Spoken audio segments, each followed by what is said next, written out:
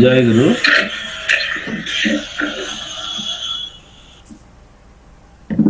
संक्षिप्त स्तोत्र वंदना. ओम ब्रह्मानंदम परम सुखदम केवलम ज्ञानमूर्ति द्वन्द्वातीतं गगन सदृशं तत्त्वमस्यादिलक्ष्यम् एकं नित्यं विमलं मचलम् सर्वधि साक्षिभूतं भावातीतं त्रिगुणरहितं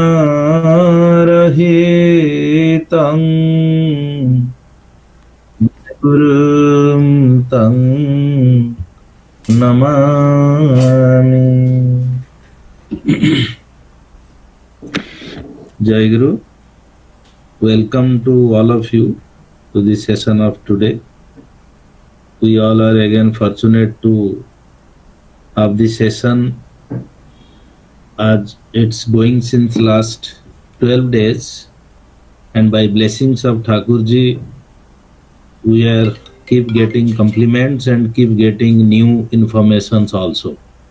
So today in our group there was a question from somebody from Rajasthan. So I will explain you, I let all of you know what my discussion was with him. It is very interesting and it should be informed to all. So I let when maximum members join. So now without making any delay, I am requesting Kumari Vaishnavi V Maa from Pune Saraswat Sangha to do the briefing of yesterday's discussion. Over to Kumari Vaishnavi, V Vaishnavi. Jayaguru. Jayaguru Bhai, am I audible? Yes, you are. Please go ahead. Jayaguru to all Bhai and Ma. Yesterday, we were discussing that Nigamananda visited Purushottam Khetra, that is Puri, where the Mahabhakya established by Sri Shankaracharya is Pragyanam Anandam Brahma. That means consciousness is Brahma. Nigamananda visited Govardhan Mutt. The seashore had a nice darshan of the deities at the Sri Mandir and stayed at Bagala Dharamsala at Sri Khetra for more than 1 month. Then he went back to his Guru Sachidanand and narrated the experiences of his travel and realization of 4 Dhammas. Swami Sachidananda could know that his beloved disciple Nigamananda has concluded the Khetra Parikrama successfully. One day Nigamananda put a very crucial question to his Guru Sachidananda that though he has acquired knowledge, but why is he not able to realize that? Swami Sachidananda explained Nigamananda that the theories and principles he had taught and whatever knowledge Nigamananda has acquired by study of scriptures and through experiences can be realized through yoga. He advised Nigamananda to go in search for a yogi guru. Obeying the instructions of Guru Sachidananda, Nigamananda went in search for the yogi guru. He decided to visit Rajputana of Rajasthan in the search of yogi guru. Nigamananda went to many yogis but was not satisfied with them. During his search for yogi guru, he crossed Vindhyachala and entered into the mountainous region of Aravalli, where he suddenly encountered with a full-grown tiger. Nigamananda very intelligently acted and laid down like a dead man and escaped from the tiger. One day, while walking alone in the mountain road of Kota district, he came across with one young lady who called him by his name and instructed him to go in a particular direction so that he can find a cottage and he can get the help of the cottage owner. Nigamananda obeyed the directives and surprised to find that another young lady was waiting for him in front of a cottage, who showed all the hospitality to Nigamanand, and he felt that as if that young lady was waiting for him. Being a sannyasi, Nigamananda showed the hesitation towards the young lady's hospitality, but during the course of discussion, he came to know that the two young ladies are friends. They hail from Kashmir, are Brahmins, and are leading a monastic life after being successful in yoga. Though their age seemed to be 17 or 18, they were actually 50 years old. Nigamananda was surprised to know these facts about the yogini and requested her to make him her disciple and teach yoga. Then the yogini revealed that, Nigamananda, I am not your yogi guru. You are destined to become disciple of a great yogi guru. She guided him to go to Kolkata by putting some money in his hand. Reaching Kolkata, Nigamananda did not stay at the place where he used to stay before. Once knowing that Miss Annie Besant, the Theosophist, is going to speak about life after death in a congregation, he had a detailed discussion with her regarding this particular subject of life after death, after which Miss Annie Besant came to know that Nigamananda is not an ordinary sadhak, but also has gathered enormous knowledge by studying Veda, Vedanta and other scriptures. Jayaguru. Thank you, V. Vaishnavi from Pune Saraswat Sangha. Let me tell all of you, V. Vaishnavi is our Stepini.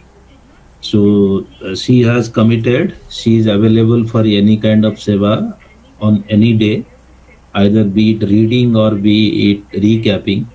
So, may Thakurjee bless you. You are a blessed child, there is no doubt about it. So, excellent reading, excellent recapping. Whatever we discussed yesterday and studied yesterday, you have narrated very apt and very categorically, very clearly. So let's have a good round of applause for V. Vaishnavi Ma. Now coming back to our next session, I am requesting Priyambada Hotama and Devashish Mohanty Bhai to declare the results of yesterday. Jayaguru Bhai. Jayaguru everyone. Yes. So yesterday we had received around 48 responses. So out of those, 4 or 5 were reattempted. So around 44 unique responses, and there were 5 questions, and 2 of them were little tricky in the sense the options were closed. So maybe because of that we got these 8 responses which were they got full mark, 5 out of 5. So I thought to share everyone's name, and they are from different Sakha Sanghas. So thought to show the names on the screen. So I'll just call out the names. They are Diksha Aradhana Ma from Kendra Sevaka Sangha, Divyanshu Ghadai Bhai from Jagannathpur Sangha, Riddhi Ma from Karnataka Sangha, Jaganmay Das Ma from Hyderabad Sangha, Bhavani Prasad Patra Bhai from Katak Sangha, Swarnamay Mishra Ma from Bodamba Sangha, Bhagyadeep Upadhyaya Bhai from Baripada Sangha, Om Prakash Behera Bhai from Baleswar Sangha. So they all got 5 out of 5, and others they did a little mistake. So all the best to others. Yeah. Thank you and congratulations to all of you who have attended and who have got the Performer of the Day categorization. And let me also tell you, for the first time we got Swarnamay Mishrama from Badamba, Bhagyadeep Upadhyaya Bhai, I think it's Baripada, and of course Om Prakash Behera Bhai had read it. He has also got Performer of the Day categorization today. So that means we are reaching to more sanghas in due course of time. So congratulations to all of you, and may Thakurjee bless all of you. Without wasting any further time, we have got with us Om Nayak Bhai from Karnataka Saraswat Sangha. Let me clarify, there was some communication gap. So actually Om Nayak Bhai was prepared to read yesterday also. He used to go to some assignment classes and all these things, he postponed his classes of yesterday, maybe preponed in whichever way. And but yes, so his turn came out to be today. So some communication gap. Our sincere apologies for the inconvenience. So Om Nayak Bhai, all yours. Bhai, sorry to interrupt. Sorry, just one. I mean, there is a question in YouTube. So they are asking when did we get the question yesterday? So yesterday there was some network issue. So maybe because of that, a few of them did not get the question. So we'll send the screenshot, the scanner again to give the answer, or we'll provide the questions to you. In any case, please join this Nigam Swadhyay group, and we are going to send this scanner today also. So whatever communication gap is there, we are sending the clarifications there. Yesterday what happened, because of some technical problem, there was interruption of YouTube twice or thrice. So our sincere apologies for the same. We couldn't reach out to all of you, but yes, there was a gap. So Om Nayak Bhai, all yours. Please start reading. Jayaguru Bhai. Jai. Jayaguru everyone. I'll start reading. Yes. Accompanying some sannyasis, Nigamananda left for Kamaksya temple situated at Kamrup district of Assam. Kamaksya is a famous Tantripata. Many tantrics practice there as the place is very conducive for Tantra sadhana. On Ambubachi celebration day, people believe a lot of blood flows out from the mother as a sign of her menopause. Nigamananda had a very rational, analytic mind which did not believe any hearsay. He, paying some money to temple priest, discovered that belief of the people is not true. He rather guessed that a hidden stream of mercury exists under the temple. As he had already reached the peak of Tantra sadhana, he had something more in his mind. After a few days of staying at Kamaksya, he decided to visit Parasuram Tirtha. The place is named after the mythological hero Parasuram. After the winter season was over, he travelled by train from Guwahati to Dibrugad and from there to Swadhyaya. From Swadhyaya, he continued his journey by foot on mountainous forest road. He was travelling with a group of sannyasis. In the group, there was a woman, Sadhvi. One day, she fell ill seriously. Other sannyasis, without caring for her and knowing that she may die within a day or two, left and continued their journey. Nigamananda was pained to observe such inhuman attitude, especially of the sadhus. He remained with the sick woman who had no words to thank him. Before she died, she requested him to float her body in the river so that dogs and foxes do not eat it. She died the next day, and Nigamananda, in order to fulfill her last wish, carried her foul-smelling body on his shoulders and floated it in the river. After cleaning himself in the river, he continued his journey to Parsuram Tirth. The value of humanity gets established and humanity shines through these types of acts.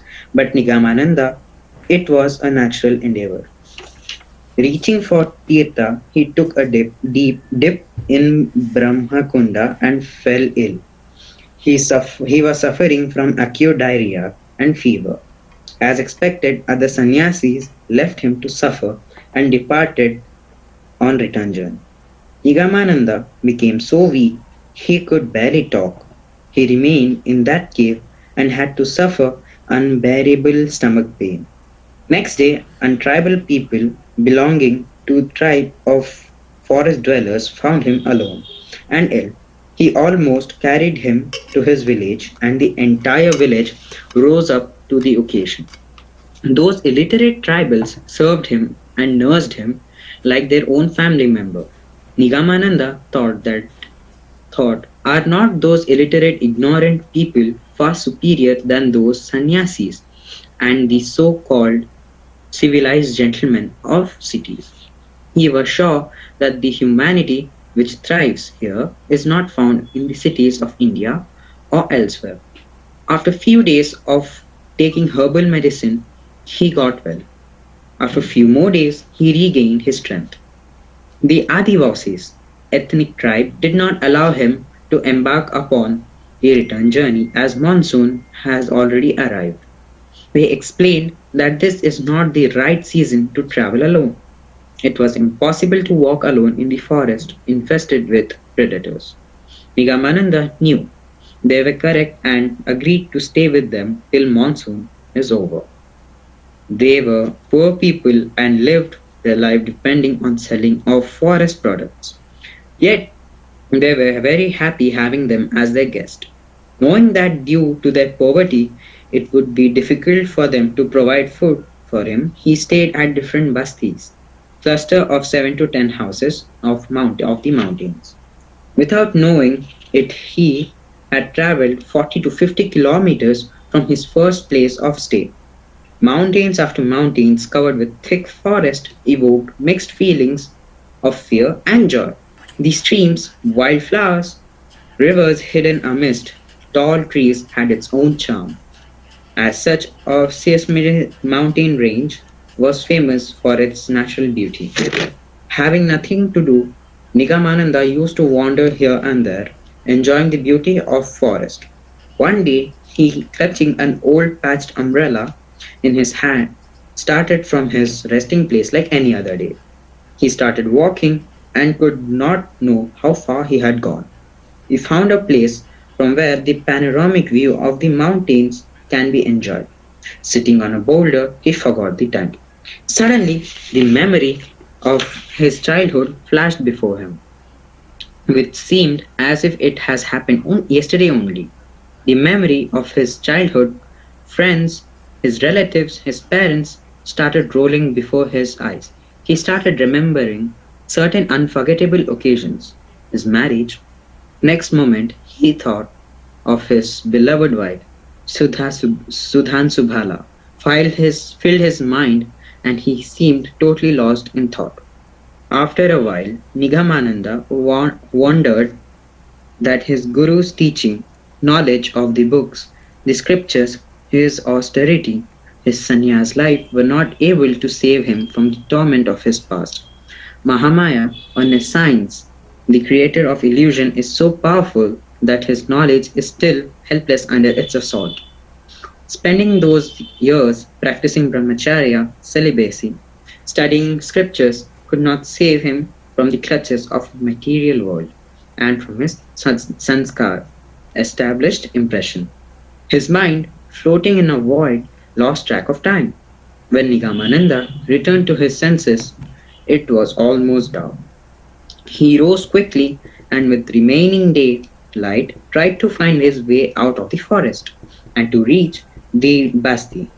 But slowly darkness and forest mist engulfed the mountains, making visibility impossible.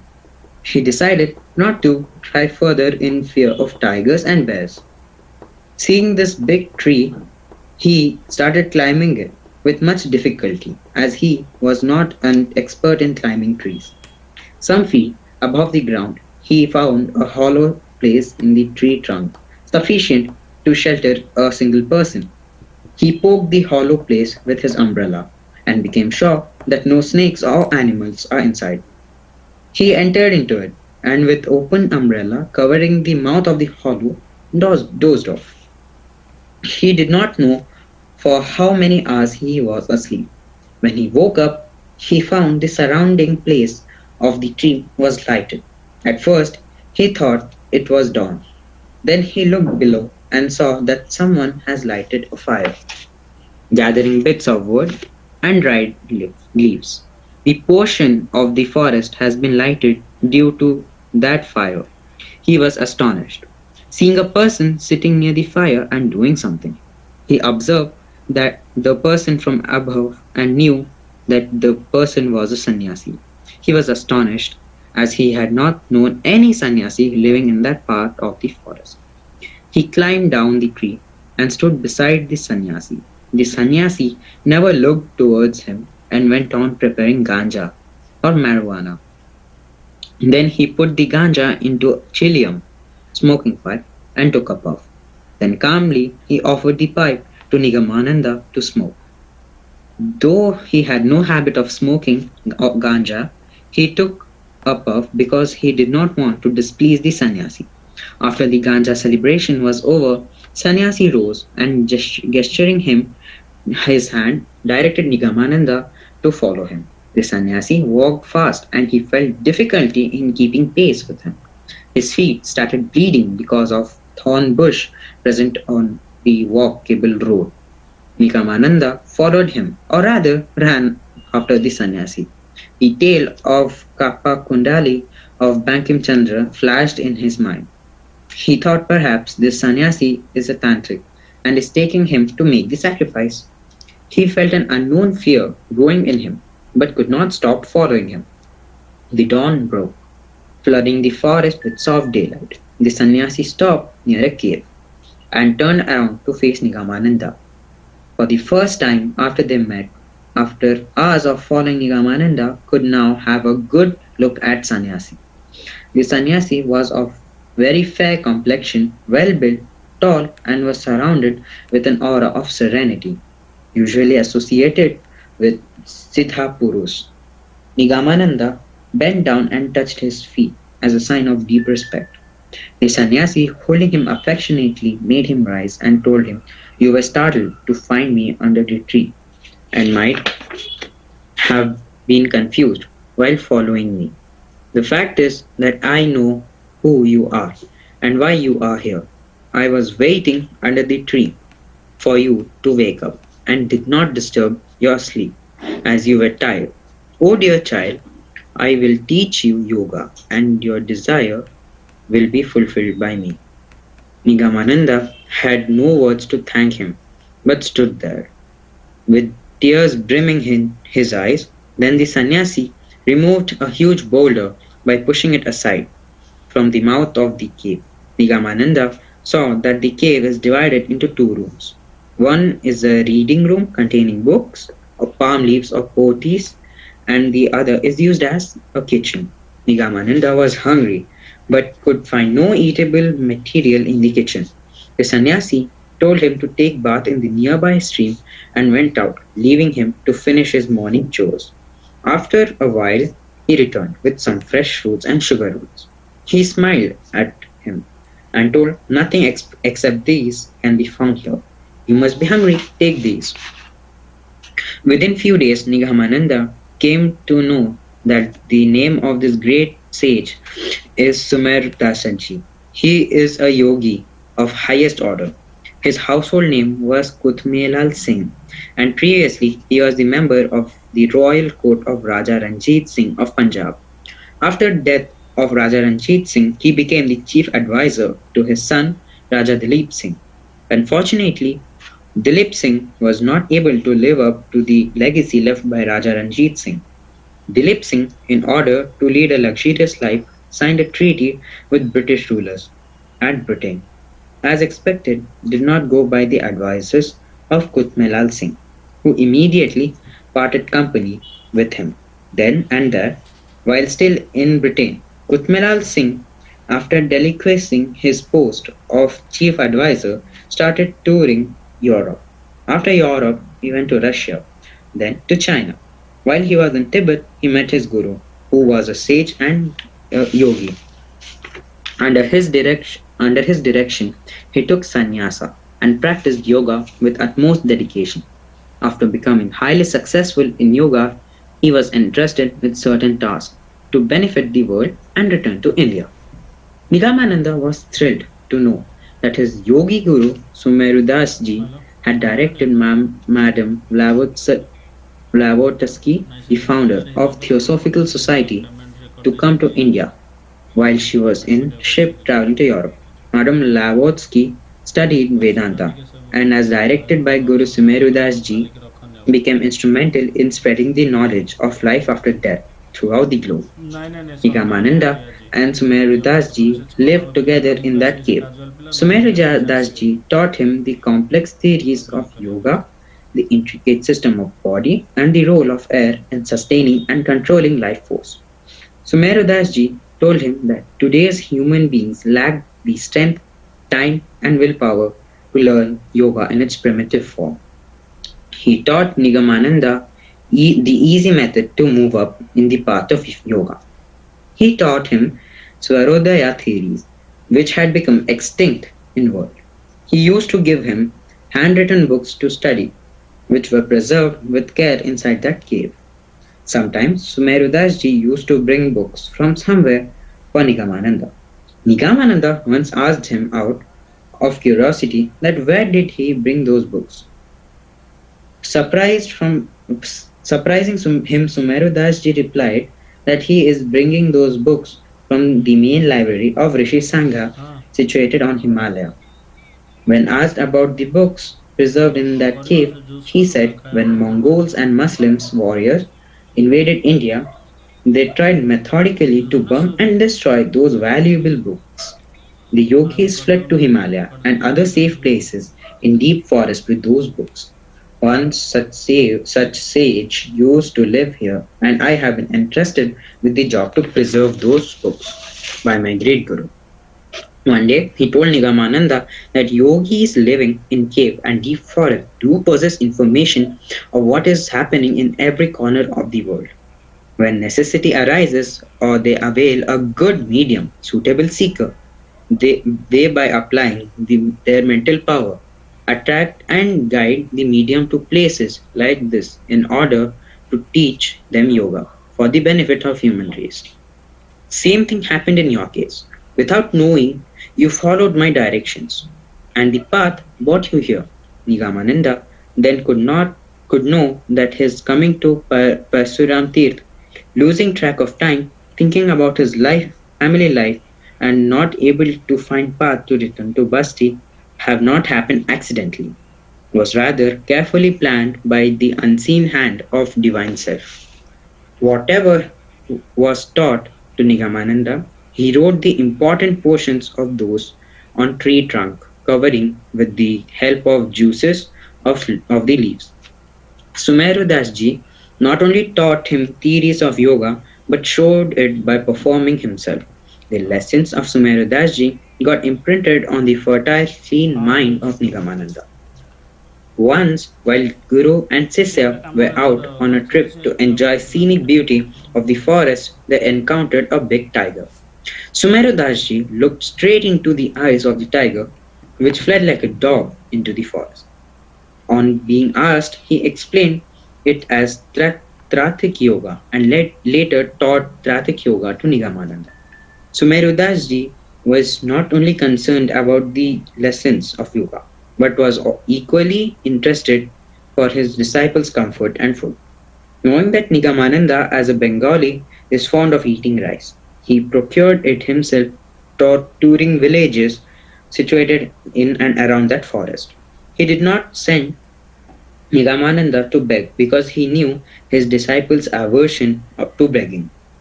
When they could get some free time, Sumeru Das ji told many secrets of Nigamananda's past life and foretold important incidents and roles he was going to play in his future life for the welfare of human race. Nigamananda was astonished to know that in his previous life he was Brahmananda Giri, the famous Tantric Guru. Nigamananda, while studying scriptures, had preserved in his mind enough respect for Brahmananda Giri, not knowing that he himself was Brahmananda Giri. He wondered that after the rebirth, how a person forgets the knowledge one had acquired in one's previous life and had to start again from zero in the present life. What he did not know is that the knowledge acquired in one's previous life, though was to be forgotten, yet it helps the sadhak in present life. That was the reason Nigamananda's success in Tantra and Jnana Sadhana was achieved within shortest ever time span in his present life. The biography of Brahmananda Giri is as interesting as his name itself. In the 15th century, Bengal was ruled by a Hindu king, Raja Ganesh. Because of his interest in Tantra, the Tantra sadhana got a boost, and many prominent tantrics opted to live in Bengal. Sri Sivasambhu Bhattacharya, a dedicated Brahmin, lived in the village called Vagaghat. Vaghahata with his wife Digambari Devi. Digambari Devi was very beautiful and her beauty became a cause of distress for her. After she gave birth to a son, she was abducted by her house by a group of Muslims to be presented to the Muslim ruler.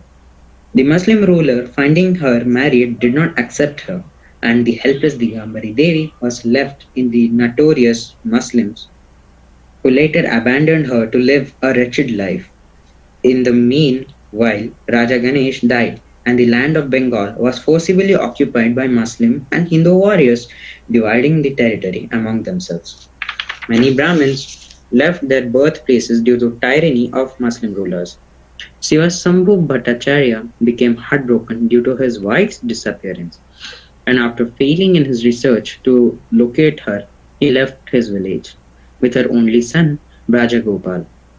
After searching his wife at many places, Sri Bhattacharya reached Kasi, where he decided to settle down with his son for the rest of his life. While Braj Gopal was in his teens, Sivasambhu died a premature death, leaving him to fend for himself. Braj Gopal was of robust health and also very handsome. His physical build attracted the attention of a group of notorious persons who engaged him for their nefarious activities. Without parents and without money, Braj Gopal became a victim to their desire and became a wayward young man. One day, with a friend of him, he visited a brothel. He went to a Bhai, sorry, we have to pause here. It's already 9:31. So, Yes. Okay, bye. thank you. Thank you, Om Nayak Bhai from Karnataka Saraswat Sangha. You have made a very complicated chapter today. You know, let me confess with all of you, Om Prakash Nayak Bhai was reading and we all are in distress because it's a kid session and YouTube has got all algorithms, Google has got all kind of systems to check and balance. It's a summer vacation bliss and we have registered this for kids. It's, particularly. So there are some discussions we will try to avoid, not because we don't want you all to know the facts, because the kind of registration we have done with Google or YouTube, it might violate the policy. So there are some questions being asked by all of you. If your question has not been taken up, then please take it for granted ki it has been not taken up intentionally. How to get the answer? You can have one-on-one discussion. You can discuss with your parents or you can go to Google and check. As simple as that. So our sincere apologies for not taking all the questions because we got initial days, we got a warning from YouTube. Some kind of objectionable words were there. So we got a warning from YouTube. So we don't want to continue that. So anyway, thanks Om Nayak Bhai for clearly reading, irrespective of many complex words today. May Thakurjee bless you. So let's give a good round of applause for Om Prakash, Om Nayak Bhai from Karnataka Saraswat Sangha. Thank you. Jayaguru. Jayaguru Bhai. So as usual, our Gyana Bhai is ready. So I'll ask one by one. As I mentioned, I will avoid some questions. Please excuse me for that. Now the first question is, okay.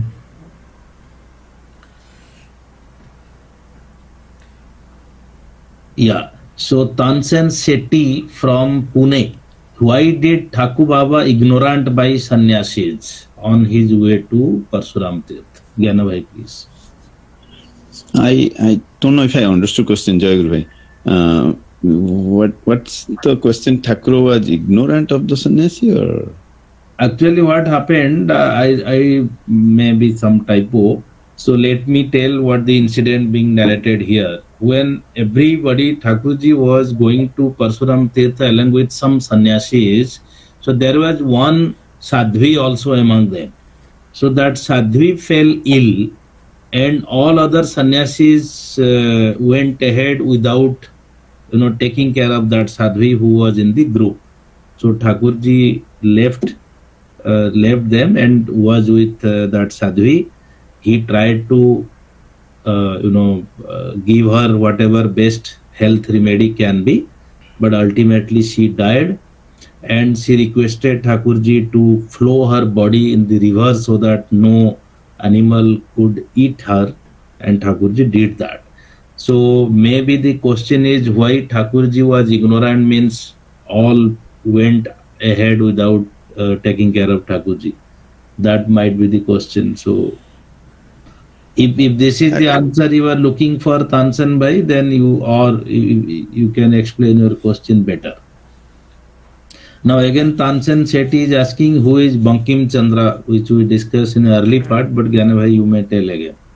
Yeah, Bankim Chandra Chattopadhyaya is a distant grandfather to Nalikanta, and he was a great poet, writer, and social reformer.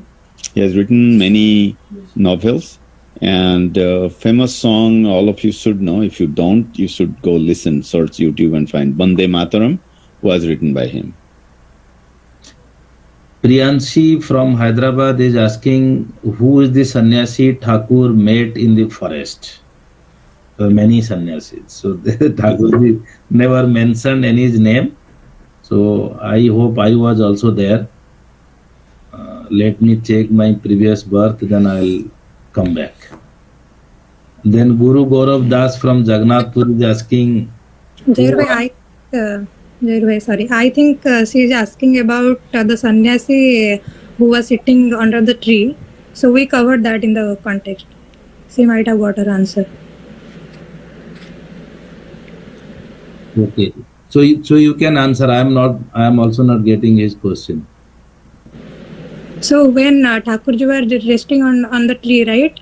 So he saw one sannyasi sitting under the tree.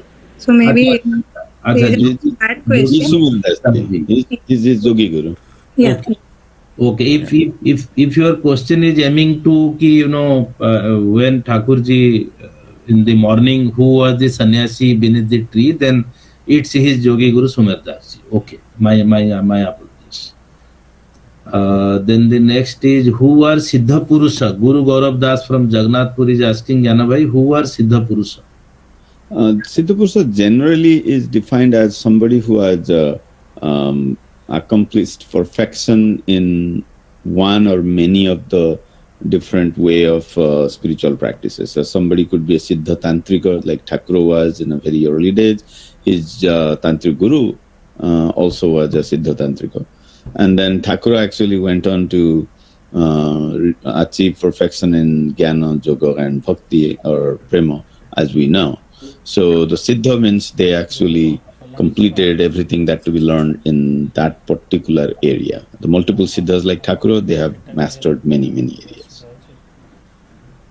So Guru Gaurav Bhai, as simple as that, Siddha Purusha means like Thakurjee went to Purnanand Swami. He was in his class. He was at the back bench, but Purnananda Swami called Thakurjee because he knew why he came, and he asked him, what do you want from me? So Thakurjee told, okay, I'll come tomorrow, because he knew Thakurjee has got some query, but he was hesitant to ask whether Purnananda Swami could answer it or not. So in simply, Siddha Purusha means they can know anything and everything about you without you even utter a single word. So for us, the Siddha Purusha is Thakurjee. There is a prayer in our song thing, कि न कहिबु किछि न मागिबु किछि तोर मन पोथी पाठ से पढ़िछि भक्तिरे खाली मथा नुआइले पराण देवता रसिबेरे. So the meaning of this is you don't have to utter a single word to Thakurjee. You have to just pray him just with pure devotion and tell him, Thakurjee, whatever is best for me, please guide me accordingly. Please force me to do the same thing, whatever you want. Just surrender yourself and you see the chamatkar of Siddha Purusha like Thakurjee. Your life will be entirely changed. Okay, then we'll go to the next question by Riddhi from Karnataka. Jayaguru, what is Kapali Kundali? Janavai, if you can practically also demonstrate. Or you can answer, sorry. The word is Kapala Kundala, I believe. Okay. And I really don't know the answer. I have to look it up. So it's a tantra word, and sometimes also it's used in yoga. So whoever is not knowing this process, it's we should not misguide them. So maybe we'll come back with this answer by asking Gyanabhai. You can ask your friend who is a Yes, Siddha. yes, I will do that and get back to you guys tomorrow. Yes, so we'll give you proper answer.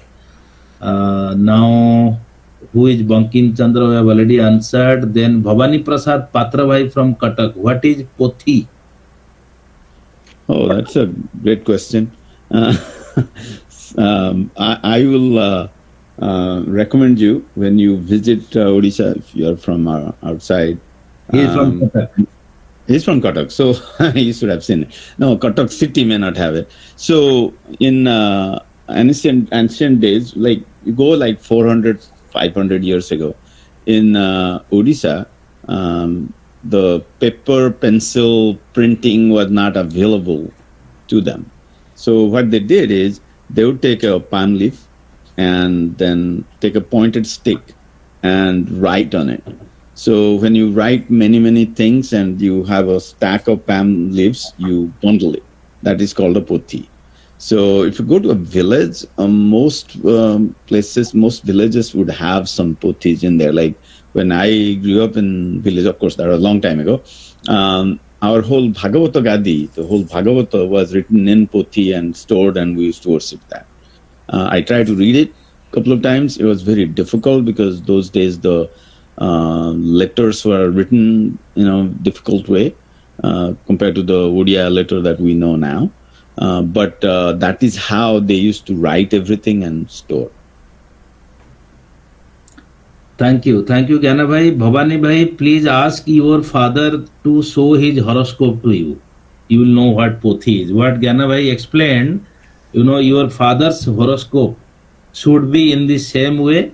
You cannot read a single letter, but once you apply some oil onto that or some ghee onto that, you can read the letters very, candidly. So that is what is Pothi. Now Tansen Sethi is asking who is Uthela Sethi. 1 minute. Kunavai. हाँ भाई कुआ. That in that Sadhu Nigamananda book is written about that Kapala Kundali. Okay. Actually, it's a novel. It's a novel. That Kapalika word is coming in a tantric word, and it tried to go to Nanda Kumar. That is a novel. Is written. That story is written by Bankim Chandra. Yes. Now I remember. Sorry, Rabbi, you got the right thing. Yeah, because It is a novel where this Kapalika, which is basically a tantric, takes a person, a subject. What lost his way to kill is a sacrifice to goddess. Yes, to basically sacrifice him at the goddess, and then he has to drag him to it. So Thakur was thinking about that when he was following Sumirdasji. So what he would do, he would stop and then see if Sumirdasji turning back. Then reminded him, if Sumirdasji was a Kapalik, he would turn back and try to force him to follow him. And Sumirdasji was not doing any of that. He just kept on walking, and he walked really fast, and he was a tall guy. Thakur was very tall too, but he was also a tall guy, and he was walking really fast and not turning back and looking at Thakur, whether Thakur is following him or not. So that assured him to some extent that Sumirdas is probably not a Kapalik that he could follow. Thank you, Ravi Bhai.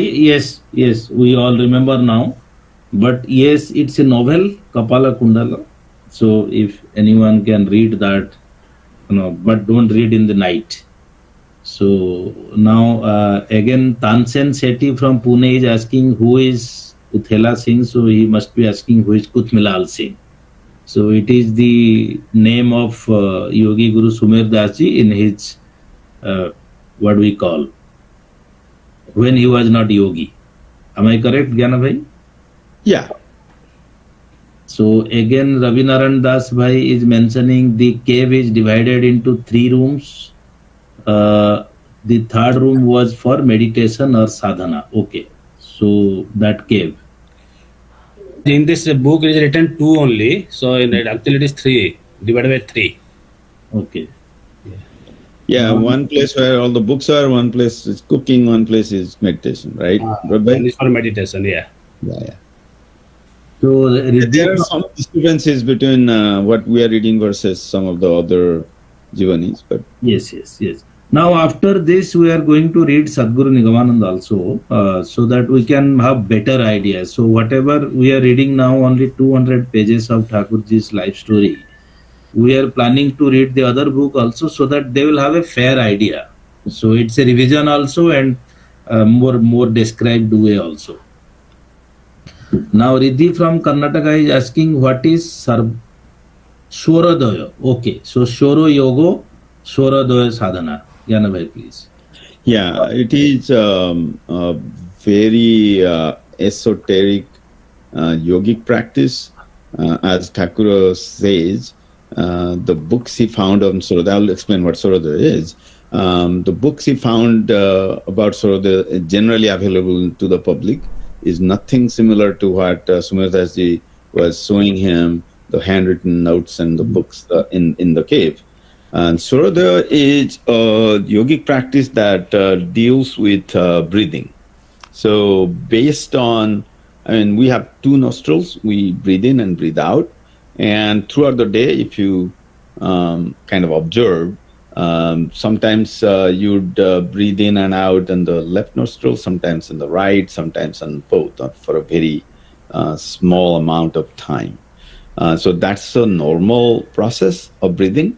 Swaradaya Shastra defines if something happens, a certain type of breathing happens, then what's the effect of that? For example, if you get a really splitting headache suddenly, if you think that the nostril is going, the breathing is going on left, if you close the left for some time, it goes to right and your headache will go away. So Thakura in his Yogi Guru has written a lot of these indications and the cure for normal elements that we face.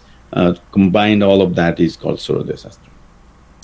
And also the main aspect of Swaradaya Shastra is Hansa.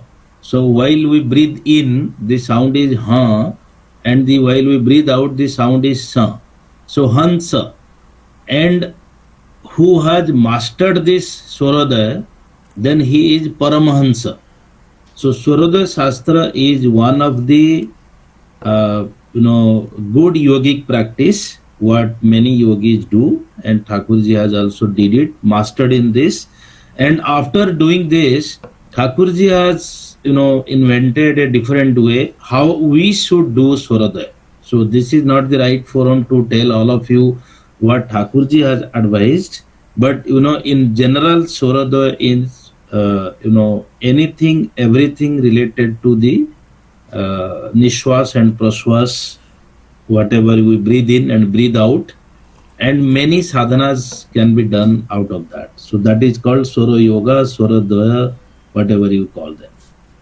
Now Tansen Sethi from Pune is asking why did they destroy the books? They means Mughals, I think. Yeah. Right. The Mughals did not believe in Hinduism. So not only they destroyed our books, they destroyed our temples. They wanted to convert everybody to Muslim, and they succeeded in some ways. there are a lot of people due to duress, and they converted into that religion. But Hinduism has such a old roots, and it goes back thousands and thousands of years. And we believe Hindu name came when Alexander attacked India. But before that, this is eternal religion or Sanatan Dharma. So has been there since the humankind came to this world, or it was there before. So our religion survived, and a lot of our saints and seers took those books that was remaining and then kept them in different places, hidden from the Mughals, so that they cannot go on, or the Muslim rulers, so that they can't go and destroy them. See, Sanatan Dharma believes in combination of all, sabka, vikas, sabka vishwas, this kind of thing. But particularly the other religions are not like that. So Sanatan can adopt or can believe in anything and everything. And Thakurjee, being universal Guru, has invented a mantra called Jayaguru. I mean victory to the Guru. So irrespective of your caste, your religion, your greed, your whatever you name, your color, you can always do the victory of your Guru. So this is how inclusive was Thakurjee and is Sanatan Dharma and is Thakurjee also. But some other religions are not like that. The recent Pahalgaon incident is also a demonstration of that, how narrow is some religions are. I am not going into those details because we know we might violate again the YouTube policy or the Google policy. So let's not go there. We are very careful now by choosing all these words because of many reasons. So now I hope... I think we can say that people practicing some of those religions, the religions may not be bad. Exactly. People practicing those religions yes. do not... interpret on their own ways. Yeah. Okay, I think they all understood now. Now Tansen Sethi is asking who is Digambari Devi. Digambari Devi is the name of the mother of Brahmananda Giri, and Brahmananda Giri was Braja Gopal, his name before he became Brahmananda Giri. So Thakurjee's previous life, Nalinikanta's previous life is Braja Gopal, Nigamananda's previous life is Brahmananda Giri. And here Braja Gopal's mother is Digambari Devi, Nalinikant's mother is Manikya Sundari Devi. The next question is from Priyansi. Why? What is Trataka Yoga from Karnataka Sangha? So, okay, Priyansi is from Karnataka. I was thinking from Hyderabad. So, there is a Priyansi in Hyderabad also. So, Priyansi might be joining not from the beginning. So, we have already discussed this Trataka Yoga, in detail. Gyanabhai, just, brief them in whichever. Yeah, quickly. Trataka Yoga aims to steal your mind. So mind goes all over the place. So how do we make mind focus on one thing at a time? So generally it is practiced by putting a little flame or a diya, and then looking at that diya, only diya, till your eyes get water. So water comes down your thing, and then you can close your eyelids and open the eyelids and again look at the same flame. Till water come out of your eyes, and you are not supposed to blink in between. So in practicing this for a long time, what happens really steals your mind, focuses your mind. That is called Trataka Yoga. Thank you, Bhai. Now, Ramesh Lenka Bhai is asking, what is the difference between Veda, Vedanta and Upanishad? Our Saraswat Granthavali belongs to any one of these or combination of all? I think we talked about a little bit one of the days. Let me go a little more details. Vedas, as you know, there are 4 Vedas. Vedas are defined into 3 parts. So one of the part is Upanishad, the last part, also called Vedanta, because it is end of Vedanta. So the Veda as a scripture, end of that is Vedanta. But rest of Vedas really define what the, worshipping fire, water, earth, those kind of things.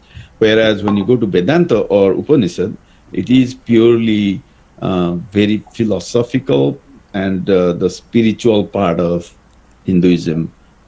People generally call it Advaita Vedanta, means interpretation of Vedanta in a Advaitic way would be Advaita Vedanta. There is a Bhakti Vedanta too, where you interpret the Vedanta in a duality or a dual world. And Upanishad? Upanishad is Vedanta, nothing more than that. Okay. And there are different names for it. If you go to our 6 philosophies of Saradarsana, this is called Uttara Mimamsa, the last one out of the 6. And our Saraswata Granthavali belongs to what? Saraswata Granthavali, I would say, firmly belongs to the Upanishad part. Gita and Upanishad and Brahma Sutra, mostly in the knowledge path, they have a word called Traya Prastanam. There are 3 types of documents or the scriptures. If you read them, you can exit from this world and never come back. Those are Upanishad or Uttara Mimamsa or Vedanta. Second one is Brahma Sutra, and third one is Bhagavad Gita. And Thakura has based all his philosophies on these 3. And then you say, what is Premika Guru? Premika Guru is also based on those, but it focuses on the prema aspect. So our Granthavali I would say, firmly placed on Upanishads and Gita and Brahma Sutra. Thank you, Bhai. So let me also explain in a different way. Gyana Bhai, please correct me. I also have doubts on this while I explain out what I understood. So Veda, what I can tell to this forum is, it's the original scripture being created by the Srashta, I mean Lord Brahma. So we call him the creator of Vedas. So 4 Vedas he created. Then Vedant is a part of that. Then many gurus have come to this world as per their duties and responsibilities been defined by the Lord of Universe. And each and every guru has taken the responsibility to preach or teach in a different topics. So those are called Upanishads. And every guru, like Gautama for Mimamsa and all these things, so every guru has got a different specialization as per the instruction being got from the Lord of Universe. That is how Upanishad came. As far as our Saraswata Granthabalis are concerned, these all are from our Thakurjee's teaching. So definitely these all will be in the category of Upanishad. And many a times Thakurjee has quoted from where it came. So okay, part of Upanishad by other gurus, and also sometimes from Sam Veda, from Atharva Veda, like all our Vedic prayers, what we call in the morning. So this is basically what it is. Gyanabhai, am I correct? You are. The only correction I would make is like if you say Nyaya Sastra, Gautama, there is no Upanishad to that. Vedas have, I said 3 parts is actually, some people believe 4 parts. But the last part of Veda is called Vedanta, which is Uttara Mimamsa, which is Upanishad. Last part. That is the philosophical and spiritual part of Vedas. And Thakura firmly believed in them, and Thakura taught them. If you look at Vedanta Viveka, there are 5 different Vivekas in there, and they're all based on Upanishads, 100% based on Upanishads. If you look at Gyani Guru, it is quite a bit based on Upanishad as well as Gita, as well as other Vedanta texts like Panchadasi and so on and so forth. So Thakura, his philosophy is completely based on that. There's one other word I used by mistake. It's called Prasthana Troyam is the actual Sanskrit word. The 3 exits. Those are the 3 exits: Brahma Sutra, Upanishad, and Bhagavad Gita. And Thakura's philosophy is completely based on those. And again, Riddhi is asking, what is Uttara Mimamsa? It's same as Upanishad, same as Vedanta. So Mimamsa means something like conclusion. Uttara means post. So after you read everything, like inference, conclusion, we do in experiments. So we did everything. Then finally also we have to write the inference or conclusion. So Uttara Mimamsa is something like Is that. that actually there is something called Purva Mimamsa also out of the six Yes. philosophies? Purva Mimamsa is nothing but karma kanda, mostly deals with the karma aspect of it, which is also a part of Veda, the previous part of the Vedas or earlier part of the Vedas. And Sankaracharya, we talked about this someday, we didn't follow up on that. Sankaracharya actually firmly established Vedanta or Uttara Mimamsa into India by defeating not only Buddhas, also the people who believed in Purva Mimamsa or the Karmakanda. Mandan Mishra was the opponent or leader of Karmakanda at that point, after Kumaril Bhattai. Okay, I think one question we left from Anand from Pune. How did Swami Sumerdas ji know the past life of Thakurjee?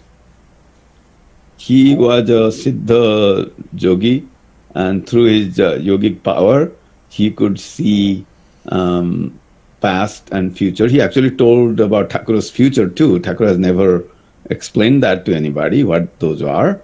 But Thakura did talk about his past, as he learned from Sumerdas ji.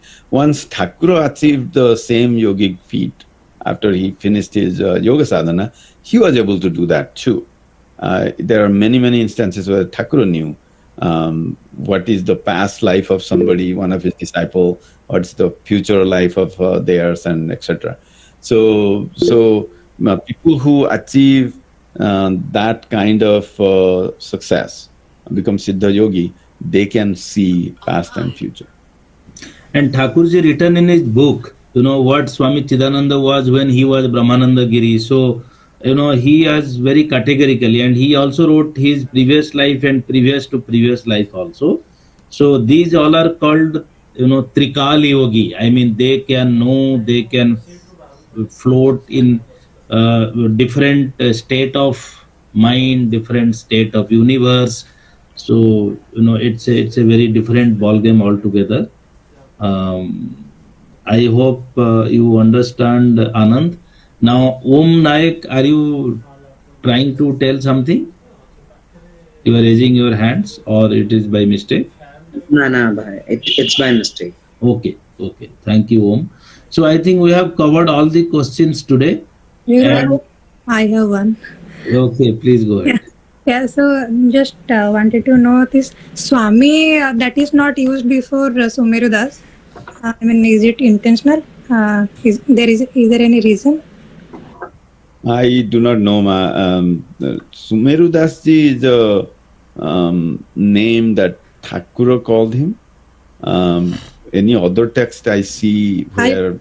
Is there in notes? But here it is written, always it is written Sumeru Das ji. But Sachidananda and all, it is Swami Sachidananda. So, Right. So no, that's what I'm trying to say. Sumeru Das ji is a name only Thakura has used. And they had so Sumeru Das ji called Thakura Guru Charana. If you read Yogi Guru, he'll end that preface Guru Charana. Because Sumeru Das used to call him as Guru Charana Nigamananda. And then Thakura called him Sumeru Das ji. But we don't know if that was his sannyasa name. If you follow Theosophical Society, they have web pages and books and stuff. I have tried to follow them too. They call it Kutham or Kuthmilal Singh. So if he was a sannyasi, then usually we use the word Swami. here it is written he got sannyasa from his guru. Yes, it did. He must have been, and he must have had a name for that. And we assume that name is Sumeru Das.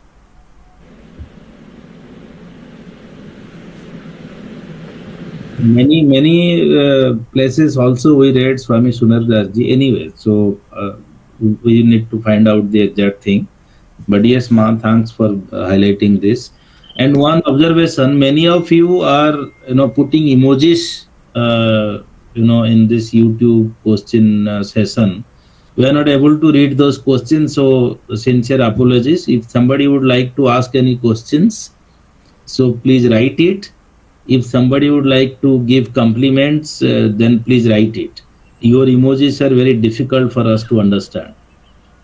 What, Kunna bhai, you are saying you are as old as me? No, you are not. I'm an old guy, so I don't understand emojis at all. You know, it's very, very difficult, bhai. No matter about the age. I don't know whether those people are also understanding. Anyway, so jokes apart, now again, Priyambada Ma and Devasis bhai, please flash your questions.